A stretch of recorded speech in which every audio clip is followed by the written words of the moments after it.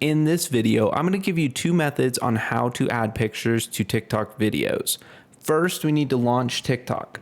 Next, we need to go ahead and hit the plus button at the bottom middle of our screen. From here, you can simply start recording a video, and then when you're finished recording your video and want to add the picture, we'll go ahead and click effects, and then we'll click this effect right here that has a green background and a little picture with a down arrow. From here, we can scroll through and select our photo that we would like, or simply click this plus button and go ahead and browse through the gallery.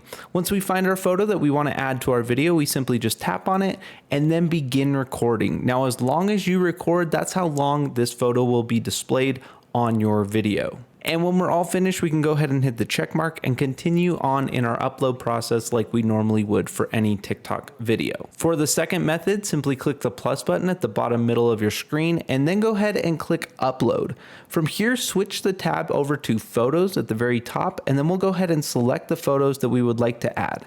Once we have a few photos added, we can go ahead and hit next, and this will simply create a video of a slideshow of the photos that we have selected. Let me know in the comments which of those methods worked for you, and also if you guys wouldn't mind hitting the like button, it really helps this video. Have a great rest of your day.